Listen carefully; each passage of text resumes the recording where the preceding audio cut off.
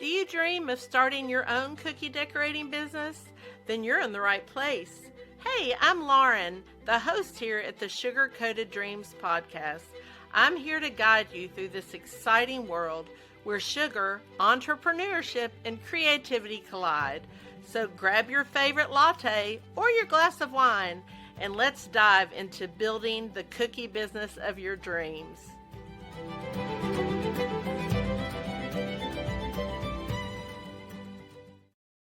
Hey, this is Lauren, and I'm so happy to be here with you all today. And I am going to share my story. The Sugar Coated podcast is a wonderful place where we get to talk to incredible bakers and cookie decorators and just wonderful people about how they took their dreams and took a chance and develop the cookie decorating business of their dreams. And I have done that also, but I haven't really ever shared my story on this podcast. So I thought I would do that today because, I'm nobody special. I'm a mom who was baking in her kitchen in a little teeny town in Kentucky. And I can say now that I have the cookie business of my dreams. And I want that for all of you. So let me just start by telling you a little bit about myself. I grew up in Kentucky. I've always been very artistic and crafty. I mean, when I was growing up, I always had a crayon in my hand, some paper. That's just what I enjoy doing. And then I went to college and I majored in clothing and textiles. I wanted to be a fashion stylist in New York, which is so funny because you should see my wardrobe. It does not scream fashion stylist, but when I went to college, I wasn't exactly sure what I wanted to do. And I did not think that I could make a living doing anything very artistic. So I chose something that, I enjoyed and that I thought I could get a job after college. So after college, I worked in retail and then, lots of different sales jobs. And then I went to work at my son's school as an art teacher because even though I did not have a education degree, a degree in education, a teaching certificate, I was super artistic. It was a private school, small Christian private school, and I had a college degree. And they needed an art teacher to fill in at the time. And so I found that I loved that more than anything. I mean, I have the kind of personality that I can look at a pile of anything and figure out an art project to do with it. So I started doing that because I was not working. I had decided that I wanted to stay home with my children and, while they were young, and I was very fortunate that I was able to do that. And so I was this little art teacher at this small school, and I absolutely loved it. So during this time, I started to paint. And I went around teaching painting classes. Well, I started them in my home. And then I taught painting classes, sort of like those classes that you go to at a place where you drink wine and everybody paints the same picture. Well, I did that, but my classes all had scriptures on them. And they were fun. Like we would do the fruits of the Spirit and paint a pear with, the fruits of the Spirit and big, bold, fun stripes.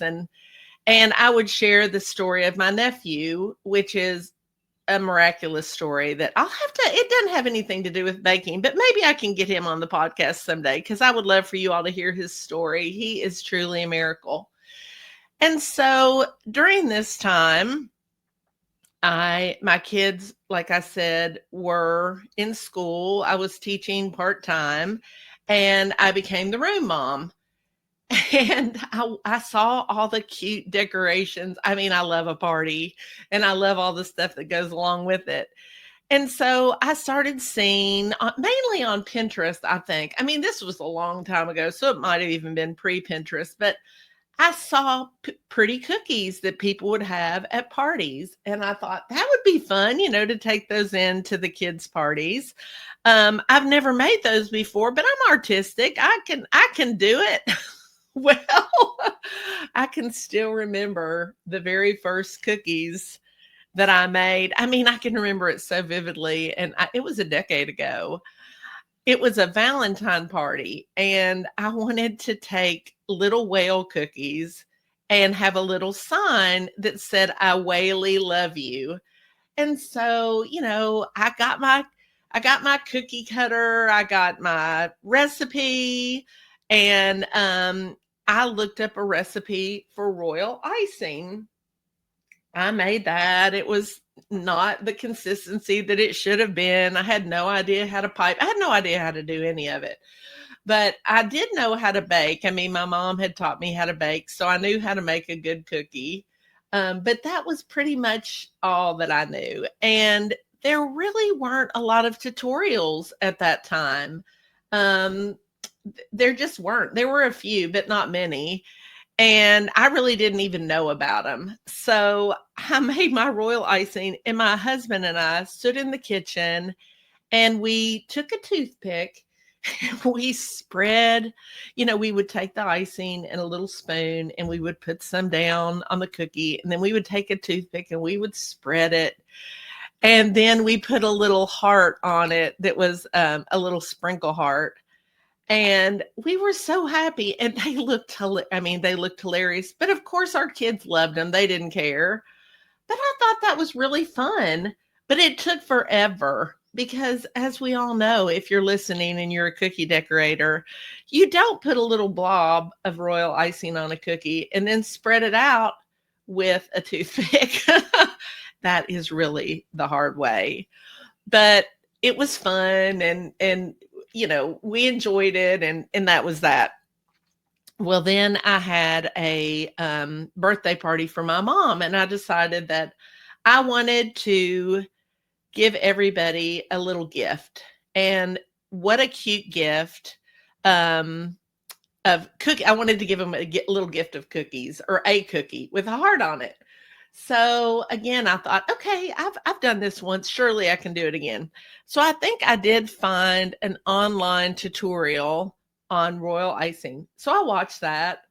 And before I did that, I should say, I reached out to a cookie decorator and asked about ordering cookies. But the price was just more than I had wanted to spend because I was spending so much money on the party itself. And I thought, I've done it once. Surely I can do it again. So I laughed and told my husband, I said, I'm going to make these cookies and maybe I'll even start a cookie business. And he laughed. Well, these cookies did turn out better because of this tutorial that I watched online. Were they great? No. Did my mom and her friends love them? Yes. Well, after that, I thought, I'm not starting a cookie business. This takes way too long. I mean, I don't know how long it took me to make those cookies, but it was a long, long time because, again, I really didn't know what I was doing. So after that, I just continued to do my art job and be mom. And then I saw somebody, or not somebody, I saw a friend of mine that lived in another state post some really pretty cookies on Instagram. So I called her because I didn't know anybody who decorated cookies. So I called her and I said, I've always wanted to know how to do that. How do you do that? How did you learn? And she said, well, Lauren, I learned through an online class, and it was through Flower Box Bakery. She was doing some online classes. And she said, I also learned from my sister because her sister had learned the art of cookie decorating. And these cookies were beautiful. So she said, Lauren, you ought to do it too. She said, you're already painting. And cookie decorating is sort of like painting, but it's just with icing instead. And I told her that I'd always wanted to know how to do that. And I thought, okay, I'll sign up for a class. Why not? Well, I'm telling you, I loved it. I thought it was so much fun. And the nice thing about an online class is, you can watch it over and over and over. So I watched it a few times first, and then I made the cookies. I ordered cookie cutters. I made the cookies, and then I made them a couple times, and then I got more classes, and I was completely hooked. For me, I think it was just a form. I find cookie decorating very relaxing. I go through life pretty fast. I'm happiest if I have too much to do, and I don't sit still very well or very often. And so for me, cookie decorating just was this creative, fun outlet that I found super relaxing, and I could just sit still when I did it. And so I hung up my paintbrushes, and I decided that I was going to kind of focus on cookies. And I did cookies and worked as an art teacher for a couple years. And what I would do, and I'm terrible with dates, so I can't tell you exactly how long, but what I would do is I would get up in the morning and I would either bake cookies or decorate cookies, because I'm a morning person. And I would do that before we left for school because my kids worked or went to the same school where I worked at. And that's how I did it for a long, long time. And then my kids started to get a little bit older, and I was still working at the school.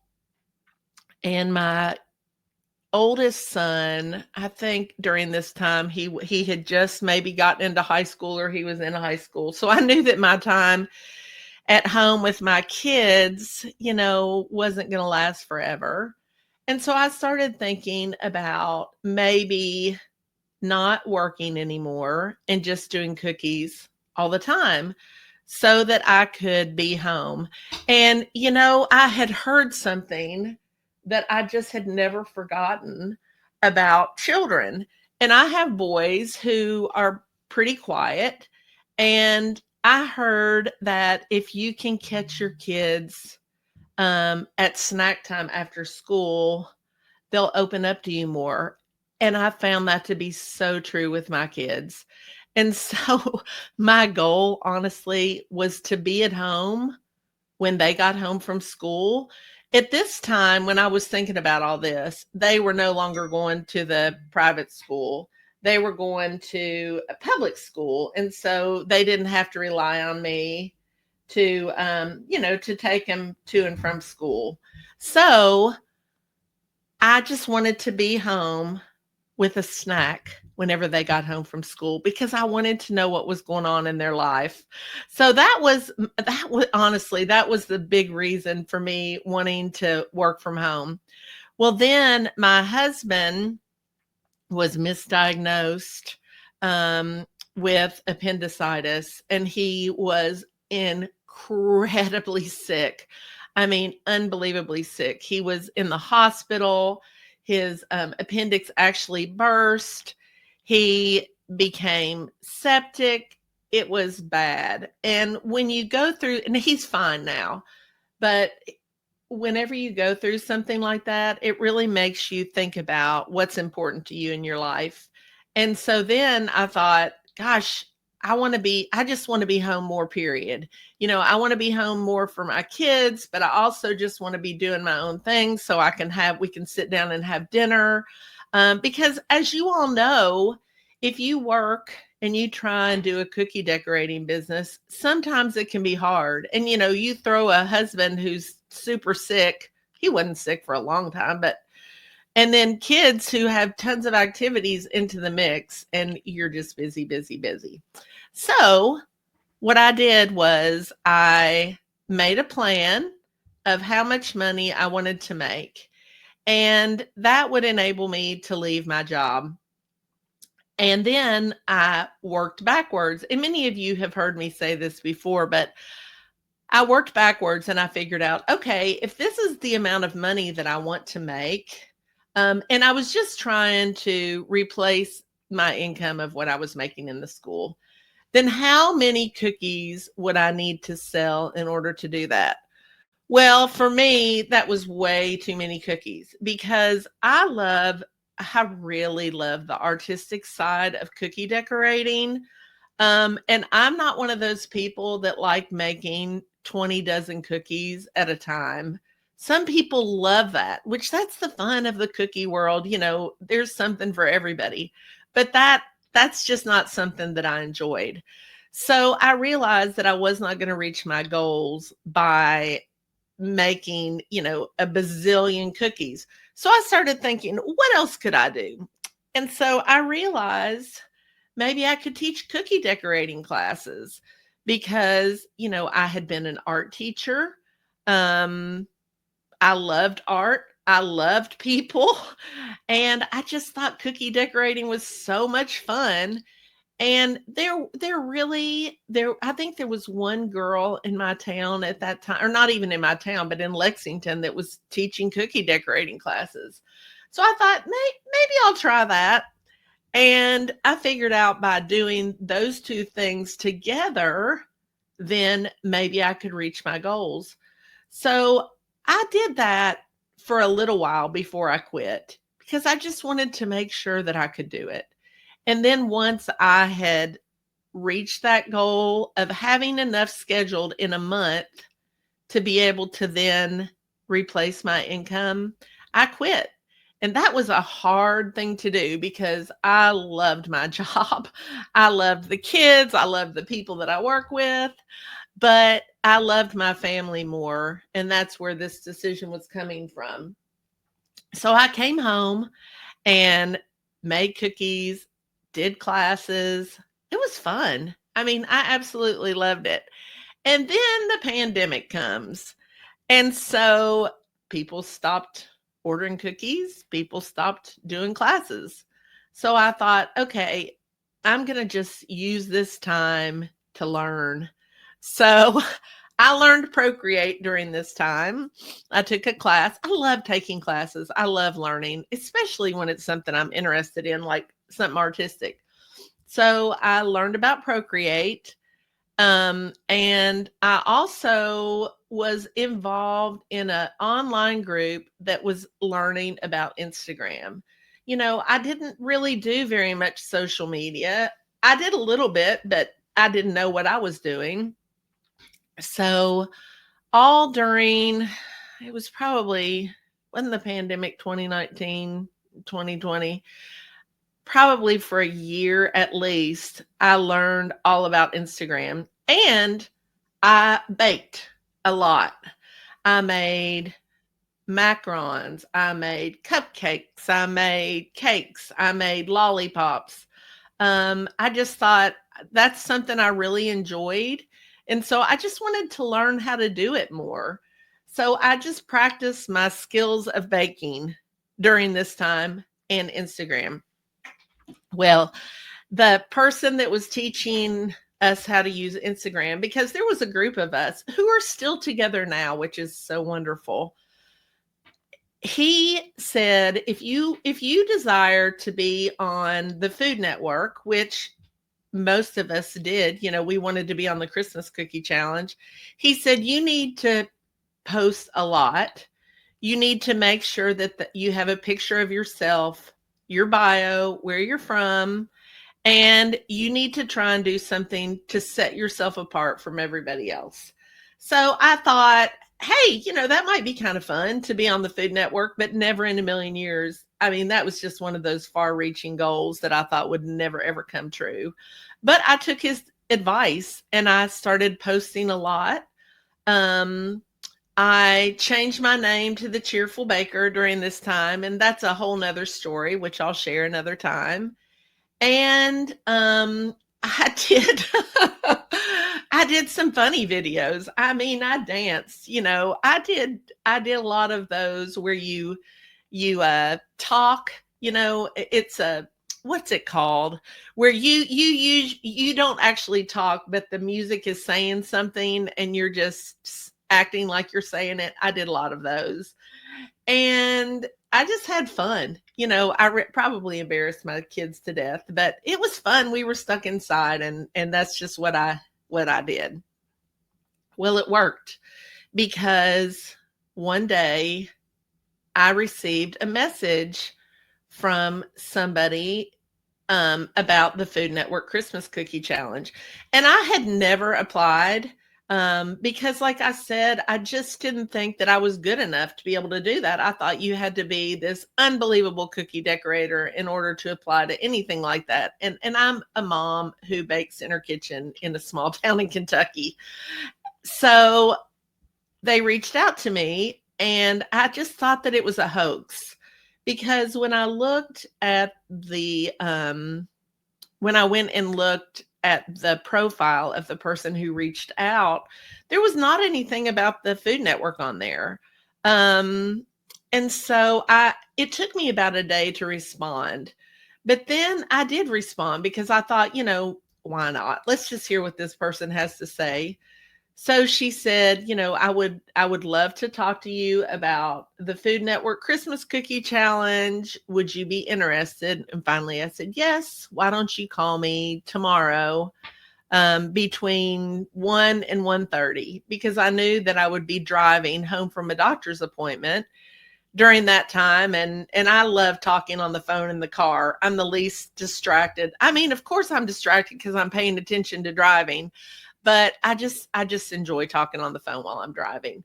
So anyway, she calls me and, I'm being not at all professional because I don't think that this is a real thing. And we're laughing and talking and having fun. And she said, Lauren, have you ever watched the Food Network Christmas Cookie Challenge and thought to yourself, I need to be up there. I need to do that.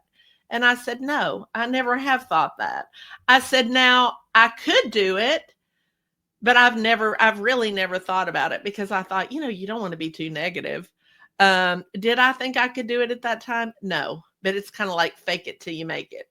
So I get home, we talked on the phone for about 30 minutes and she said, Lauren, you're a lot of fun and I'm going to send your name into the producers. And I said, ha ha ha. Okay. Well, within the hour, I had a very professional email from the Food Network Christmas Cookie Challenge producers. And I honestly about fainted. And so I went through several online interviews. I had to make cookies. I had to do a lot of stuff. And it was time consuming and exciting. And it started in, I think, October or November of 2021. And I found out, I think, in March of 2022 that I was, in fact, going to be on the Food Network. I remember I was walking into my oldest son's lacrosse game and I got this call from New York and I almost didn't answer it because I don't know anybody in New York, but it was somebody telling me that I was going to have this incredible opportunity.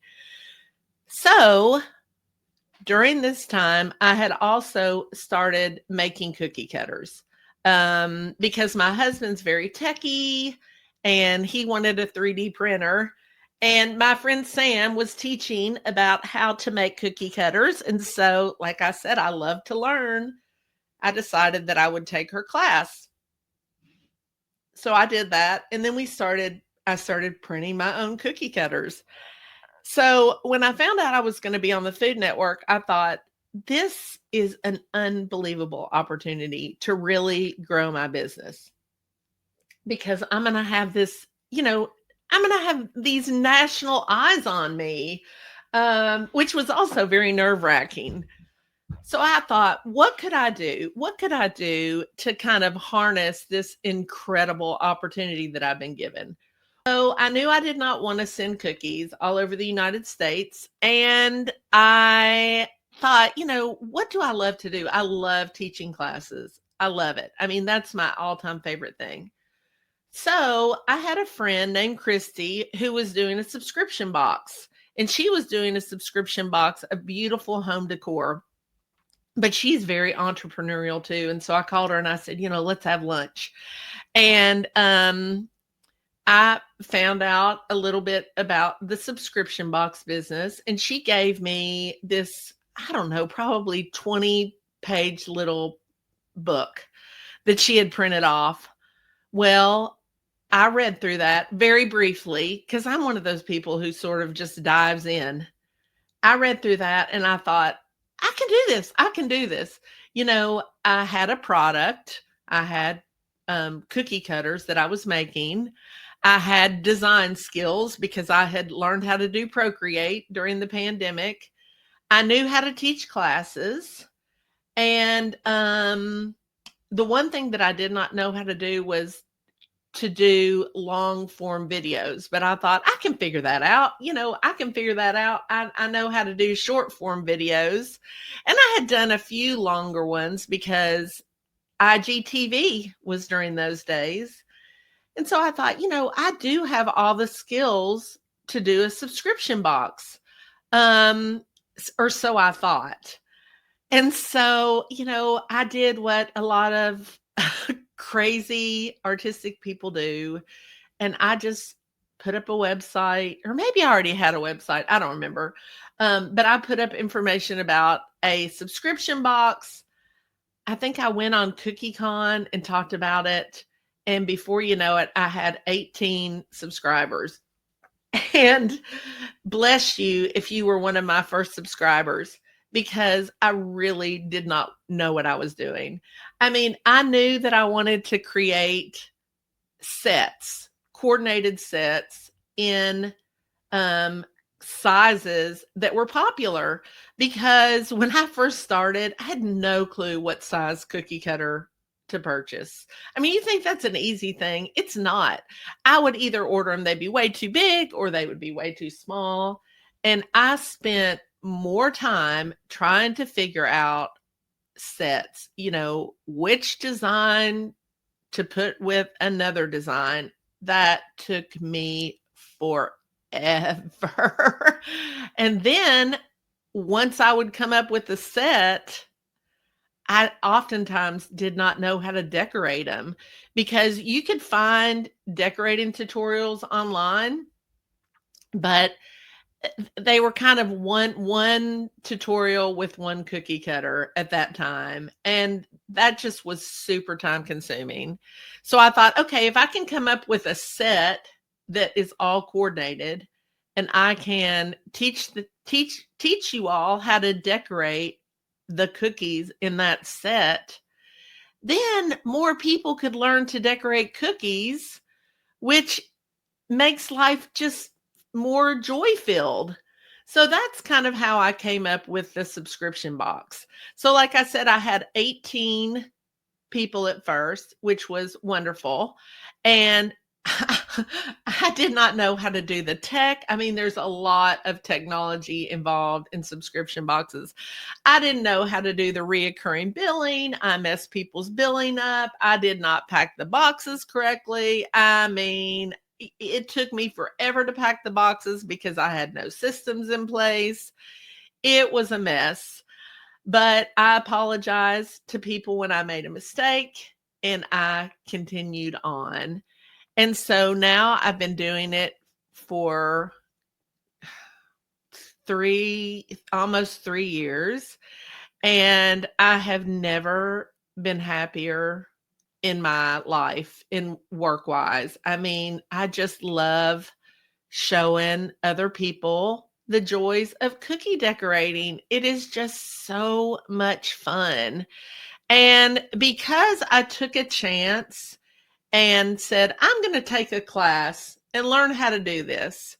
And then I took another chance and said, I'm going to figure out a plan of action on how to do this full time, so that I don't have to work anymore. And then I took another chance and went on the Christmas cookie challenge. I mean, the theme of this podcast should be take chances, because I'm always willing to do that. And some things I've done have ended up not working out that well. And some things I've done have worked out really well. But if you are out there and you want to have a successful cookie decorating business, take a chance, make a plan. Don't be afraid to fail. learn. I think that's the most important thing. If you don't know something, learn and find a mentor. Um, Part of the cheerful box is we have a Facebook group, and I love to think that I'm a mentor to the wonderful people in this group. Now, I don't know everything, but I know a lot over my years of trial and error, and being able to share that with other people is just wonderful. And then when I was first going through the subscription box, well, when I was first going through the cookie decorating, I had all these wonderful men and women around me that were all stuck inside during the pandemic, and we shared ideas, we shared tips. So those were all my mentors. And then when I started the subscription box, I went into a group of people who were all learning how to do subscription boxes, and they became Sarah Williams, she's incredible. She became my mentor. And then when my business expanded and I had some other goals, I went into this other incredible group called the Supper Club, with Lydia Menzies, and Lydia Menzies is my mentor. And so through that group, I've been featured in multiple magazines. I'm getting ready to teach at a baking retreat from Bake from Scratch magazine, which is just incredible. I've been featured in a book. I met someone who is the PR person for Challenge Butter, and I've been able to go on TV, lots of different places, do podcasts. I got to share with people how to raise money for pediatric cancer through Challenge Butter in December. I mean, what a gift that was. So all that happened because I saw some pretty cookies on Instagram and reached out and said, how did you do that? So that is my story. I hope that you're inspired by it. If you want to know more about the Cheerful Box, go to cheerfulbaker.com. It is a monthly box that goes right to you. It's filled with 6 large cookie cutters, 3 mini cookie cutters, a stencil, and a cookie cutter bag to put everything in with a label on it that shows you what's in the bag so that you can become more organized. And then it comes with a link to an online tutorial. Plus, we host those tutorials on our website, which means you can go back and look at old ones, watch them. If you have a cookie order and you want to know how to make a type of cookie, go back and look and see if there's a tutorial that's similar to that. So our goal, and our meaning me and my husband, because my husband is so helpful. He has a full-time job, so his spare time is being my unpaid helper. We print all the cookie cutters in our home, and he helps with that. And then my children help pack the boxes. So it really is a family business. But I'll put the link for that in the show notes. And you can also find me on Instagram.